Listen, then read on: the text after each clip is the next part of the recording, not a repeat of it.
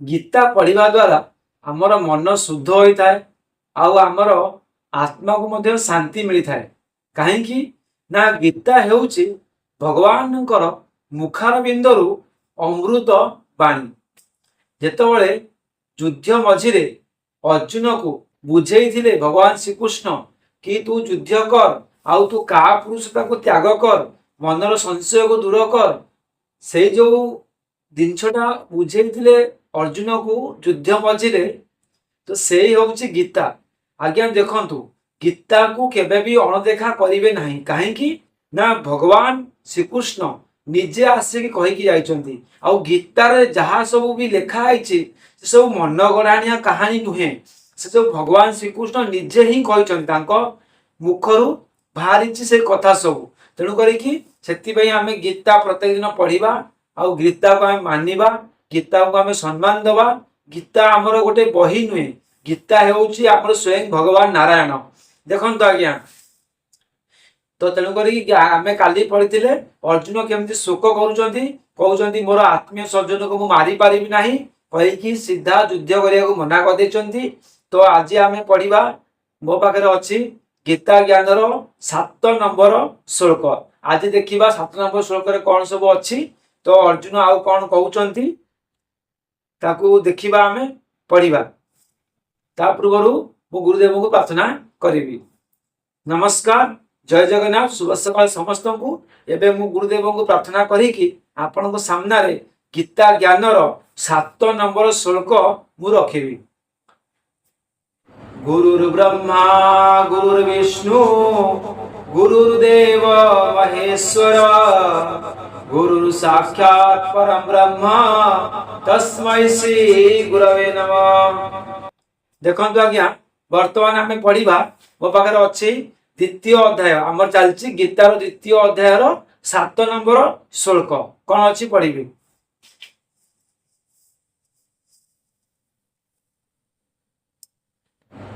कार्पण्य दोषोपहत स्वभाव पुच्छामि त्वं धर्म समूढचेताः जत श्रेयोस्यानिश्चितं बुहि तन्मे शिष्योस्तेऽहं साधिमां त्वं प्रपन्नम्। देखंतु आज्ञा कौन लिखा है ना कार्पण्य दोष पहत स्वभाव का पुरुषता रूपक दोष हेतु नष्ट स्वभाव युक्त। देखंतु का पुरुष रूपक दोष हेतु स्वभाव नष्ट हो जाए। तेणुक केते सुंदर भाव व्याख्या कराई गोटे गोटे शब्दर आम मीनिंग बुझीबा। कौन देखिए फास्ट कार्पण्य दोष पहत स्वभाव का पुरुष रूपक दोष हेतु नष्ट हो जाए स्वभाव। तापर कौन धर्म समूढ़ चेता अर्थात कौन धर्म विषय मोहित चित्त होइथिबा त्वाम त्वाम होउची आपणंकु पुछामि मु पचारुची जत जहा निश्चिंत भावरे श्रेय होउची कल्याण पद्य स्यात् स्यात् होउची अटे तत् होउची ताहा मैं होउची मोते रुही होउची कुहंतु जहा मो पे कल्याण करो ताहा मते कुहंतु अहम होउची मु ते होउची आपणकर शिष्य शिष्य। तेणु त्वाम आपणकु प्रपन्नम शरणागत होइथिबा माम होउची मते साधी होउची उपस्थित। अर्जुन कहउचंती हे वासुदेव हे कृष्ण मो पई जहा कल्याण करो तुमर शिष्य बोली भाबिकी मते ताहा से ज्ञान ग्रहण से ज्ञान मते प्रदान करंतु। कौन लिखा तेणु का पुरुष रूपक दोष हेतु नष्ट स्वभाव युक्त तथा धर्म विषय मोहित चित्त हो जाइथिबा मु आपण को पचारुछि। निजे जो कहउछन्ती अर्जुन कि मु मोहित हो जाइछि मु आपण को पचारुछि मो पक्षरे कौन करिबा निश्चिंत कल्याण कर ताहा कुहंतु कारण मु आपणकर शिष्य मो परि शरणागत को आपण उपदेश दियंतु। अर्जुन एठी कौन कहउछन्ती कि मु आपणक शरणागत मु आपणकर शिष्य मते आपण वर्तमान सही उपदेश दियंतु जहा कि मो पाई कल्याण कर मो पाई हित कर। एबे उपदेश देवा आरंभ करिवे भगवान श्रीकृष्ण, जोटा कि आमर गीता नाम रे प्रकट। देखंतु एबे मु पढुची कोन लेखा आइछि, प्रश्न कोन अछि ना कार्पण्य दोष कोन एवं अर्जुन निजकु केउ जेउ उपहत सह बोली कहचंती तार तात्पर्य कोन ना कृपण शब्द भिन्न अर्थ रे व्यवहृत हुए, जहा पाखरे पर्याप्त धन थाए किंतु धन रे प्रबल आसक्ति जोगु एवं लोभ हेतु जे दान भोगादि रे न्याय संगत उपयुक्त समय रे भी गोटे हेले पैसा खर्च करे नहीं, सही अति लोभी मनुष्य को कृपण कहते। देखो आज्ञा, जेहेतु आमे जो कहूचे कंजूस टाकी रे कंजूस बा कृपण जहा जो लोक आमे कहउछथि काहाकू प्रकृति रे आम कृपणर अर्थ बुझी नाथि। आमे गोटे गरीब लोकटे जदि से पैसा टे खर्च करि पारनी आमे ताको कंजूस मध्य कृपण मध्य कहउछथि, किंतु ना आज्ञा भूल। कृपण ताकू कुआ जाएनी, कृपण काहाकू कुआ जाए जहा पाखरे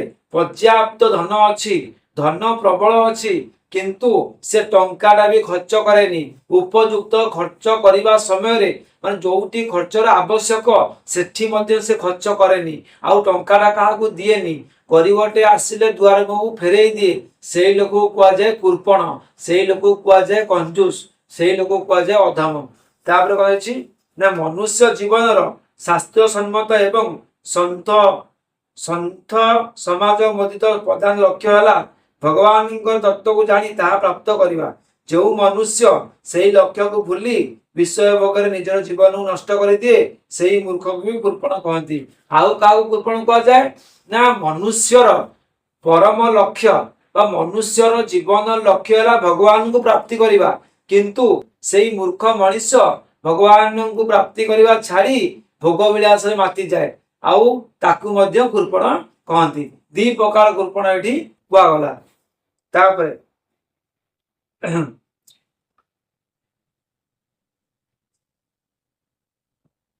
हे गार्गी जे केही हेउना काहींकी एही अविनाशी परमात्मा को न जानी से जदि यह लोक रे मरी जाए तेबे से भी कृपण। आउ का कृपण कुआ गला ना जदि जे जदि जणे अविनाशी परमात्मा को न जानी बा भगवान को न जानी न बुझी तार मृत्यु हो गला से मरीगला से मध्य कृपण। आउ तीन प्रकार कृपण कथा कुआ गला। भगवान मध्य लोभ ऐश्वर्य रे आसक्त फल कामना युक्त मनुष्य को कृपण बोली कहचंती। कृपणाहा फल हेतवः। देखंतु जे लोभ आउ काम रे बसीभूत से मध्य कृपण। साधारणतः दिन स्वभावर वाचक मध्य कृपण, दिन स्वभावर वाचक मध्य कृपण।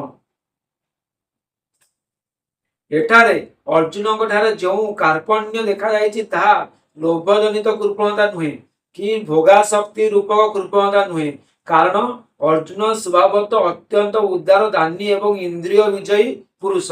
एठारे भी से स्पष्ट भाषा रे कहिसंती मोर निज पाई राज्य विजय सुख लोभ आकांक्षा नाही। जो मानक पाई ए सब आवश्यक सेही आत्मीय स्वजन माने मरिबा को ठिया होचंती। एही पृथ्वीर कथा कौन कहवा, तीन लोकर राज्य लाभ पाई मु दुर्योधन आदि को मारिबा को इच्छा करू नाही। अर्जुन कहउछंती मु एठी ए जो मो सामने जो ठिया आइचंती दुर्योधन आउ तार भाई माने सेमानंकु मारिया पाई मु चाहू नाही। आज टिके बड़ विषय अछि, आज टाइम लागिवो, बहुत बड़ा विषय आज अछि। समस्त भूमंडल निष्कंटक राज्य एवं देवता मानकर अधिपत्य मध्य मते शोक रहित करि परिबो नाही। जे अर्जुन कहउछन्ति जे एते त्याग करिया पाई प्रस्तुत से लोभी बा भोगासक्त होई परिबे नाही। तेनु एही प्रसंग रे एपरि अर्थ ग्रहण करिबा सर्वदा अनुचित। एठारे अर्जुनंकर एही कार्पण्य एक प्रकार दैन्य ही अटे, जहा कि करुणायुक्त का पुरुषता एवं शोक रूप रे प्रकट होईछि। संजय प्रथम श्लोक रे कृपयाविष्टम पद प्रयोग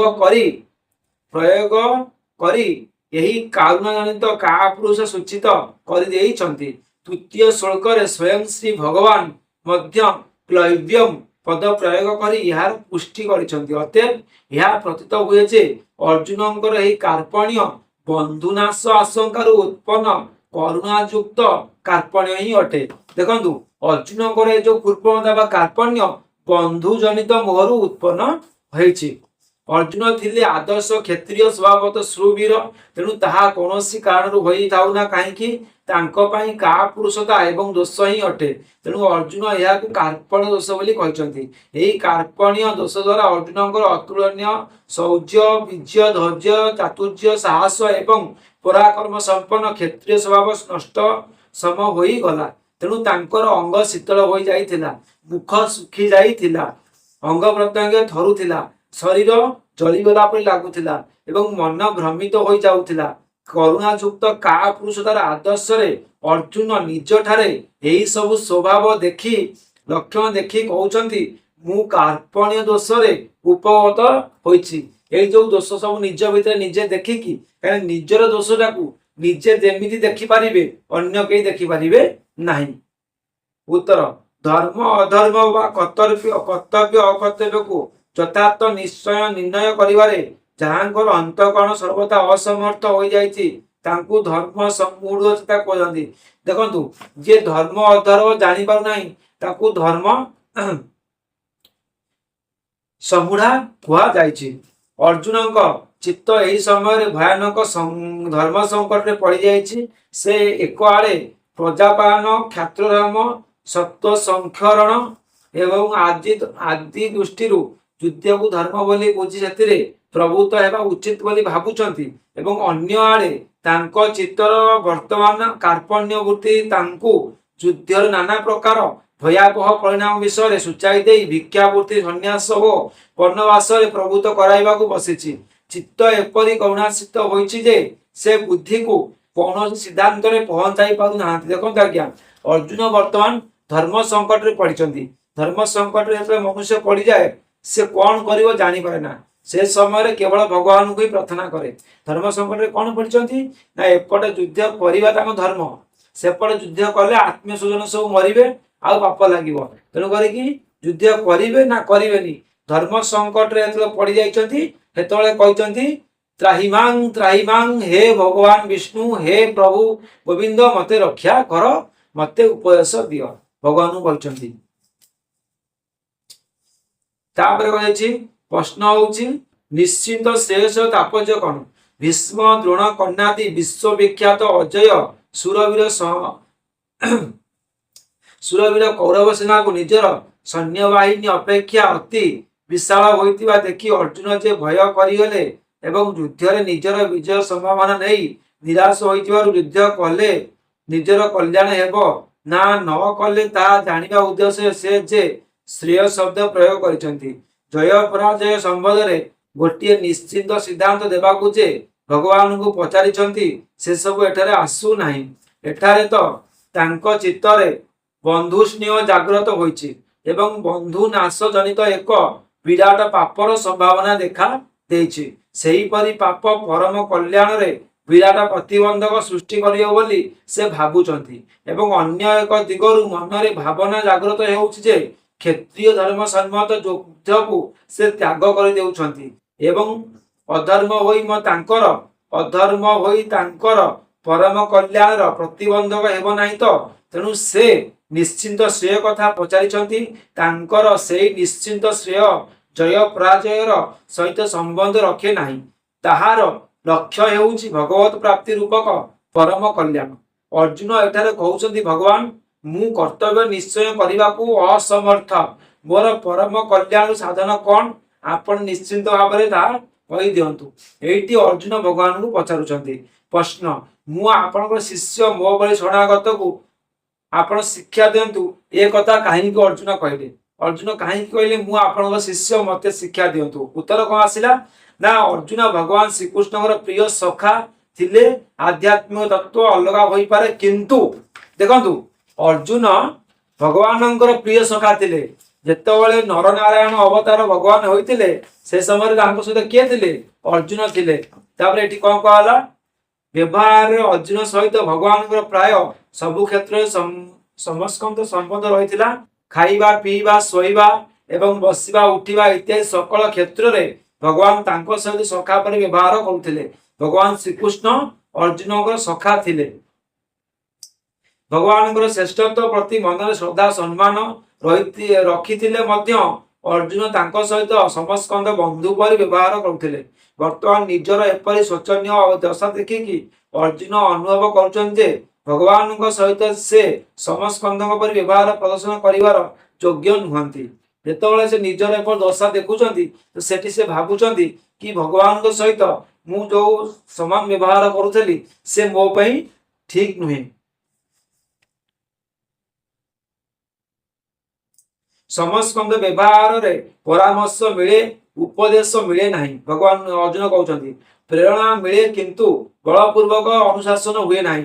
अर्जुन का काम आज परामर्श व प्रेरणा चलिब नहीं। तांकर तो आज गुरु आवश्यक जे कि उपदेश देई एवं बलपूर्वक अनुशासन करी तांको श्रेय मार्ग रे चलाई नेबे तो एवं तांकर शोक मोह को सर्वदा नष्ट करी तांको परम कल्याण प्राप्त कराई देबे। पुनश्च श्रीकृष्णंकर ठारू बळी गुरु तांकु केउठुवा मिलिबो से भाबुचंदी मने मने। शिष्य रूपी क्षेत्र जेतेबेले उपदेश ग्रहण करिया पई प्रस्तुत हेबो सेतेबेले ही सद्गुरुंकर उपदेशामृत वर्षण हेबो। तेनु अर्जुन कहिचंती भगवान मु आपणकर शिष्य। शिक्षा शिष्य विभिन्न प्रकार हुअंती। शिष्य विभिन्न प्रकार हुअंती। जो शिष्य माने गुरु को ठारू उपदेश ग्रहण करंती अथवा निज पुरुषार्थर अहंकार रखती बा निज सद्गुरु को छाड़ी अन्य गुरु को ऊपर भरोसा रखती से माने गुरु कृपार यथार्थ लाभ उठाई पारती नहीं। सदाबले गुरु गोटे करिवो। गुरु केवल 50टा करिवोनी। गोटे गुरु छाड़ी के आउ गोटे गुरु आउ गोटे गुरु छाड़ी के आउ गोटे गुरु सेमिति करिवो नहीं। तेणु अर्जुन शिष्यत्व सहित अनस्य शरणत्वर भावना रखी कहउछन्ती भगवान मु केवल शिष्य नुहे मु आपणक शरण मध्य नेछि। प्रपन्न शब्दर भावता है भगवान को अत्यंत समर्थ एवं परम श्रेष्ठ बोली बुझी निजको पूर्ण समर्पण करदेवा। देखो आज्ञा जितेबाला आम गुरु पाखे पूर्ण भाव में समर्पण हो भगवान पाखे पूर्ण रूप में निजको समर्पण करदेवा तापर आमर आउ किछि दुख रहिबनी आमर आउ किछि क्लेश रहिबनी आमे ज्ञान पाई परिबा। यार नाम शरणागति आत्म निक्षेप बा आत्म समर्पण मध्य कुआ जाई परिबो। भगवान सर्वशक्तिमान सर्वज्ञ सर्वांत सर्वांतर्यामी अनंत गुणर अपार समुद्र सर्वाधिपति ऐश्वर्य माधुर्य धर्म शौर्य ज्ञान वैराग्य आदि अंत अनंत आकार क्लेश कर्म संशय एवं भ्रमादिर सर्वदा नाशकारी परम प्रेमी परम सुध परम आत्मीय परम गुरु एवं परम महेश्वर अटंती। एपरि विश्वास करी निजको सर्वदा निराश्रय निरवलंब निर्बुद्धि निर्बल और निःशक्त्व बोली मानी तांकर आश्रय अवलंबन ज्ञान शक्ति सत्व एवं अतुलनीय शरणागत वसलता को दृढ़ और अनन्य भरोसा करी निजको सबु प्रकार एवं सबु समय पाई तांकरी चरण रे उत्सर्ग करदेवा उचित। पुणी अपलोक नेत्र तांकर मनोनयन भावी अपलोक नयन रे तांकर मुख को निरीक्षण करिवे रहिबा एवं काठ कंडेई परि नित्य निरंतर तांकरी इंगित रे ही नाचिबा निमंते एकमात्र अभिलाष रखी तांको अन्य चिंतन करिबा। भगवानंकर प्रपन्न हेबा। अर्जुन इच्छा करुछंती मु भगवानंकर एपरि शरण नेइछि जे एपरि भाबी से कहउछंती भगवान मु आपणकर शिष्य एवं आपणक शरण रे आसीछि आपण मते शिक्षा दियंतु ते एवं त्वाम पद प्रयोग करी अर्जुन कहउछंती एही पद रे कोन कहउछंती अर्जुनकर एही शरणागतिर सर्वोत्तम और शुद्ध भावना जेतबेले 18 अध्याय रे 65 और 66 श्लोक रे भगवानंकर सर्वगुह्यतम उपदेश प्रभाव रे वास्तव शरणागति रे परिणत होइचिबो एवं जेतबेले अर्जुन भगवान कथा अनुसार चलिबा को प्रस्तुत होइचिबे सेतबेले गीतार उपदेश समाप्त हेबो। जेतबेले शेष रे कहिछ 18 आपण जानछथि गीता रे 18 अध्याय अछि 18 अध्याय रे गीतार समाप्ति हेबो। तार कहिछि एही ବସ୍ତୁତଃ ଏହି ଶ୍ଳୋକରୁ ଗୀତା ସାଧନାର ଆରମ୍ଭ ହୋଇଛି। ଏହା ହେଉଛି ଉପବାସ କର୍ମର ବୀଜ। ସର୍ବ ଧର୍ମାନ ପରିତ୍ୟଜତ ଶ୍ଳୋକରେ ହିଁ ସାଧନାର ସିଦ୍ଧି ହୋଇଛି ଏବଂ ଉପସଂହାର ହୋଇଛି। ଦେଖନ୍ତୁ, ସର୍ବ ଧର୍ମାନ ପରିତ୍ୟଜତ ମାମେକମ୍ ଶରଣଂ ବ୍ରଜ ଅହଂ ତ୍ୱାଂ ସର୍ବ ପାପେଭ୍ୟ ମୋକ୍ଷୟିଷ୍ୟାମି ମା ଶୁଚା।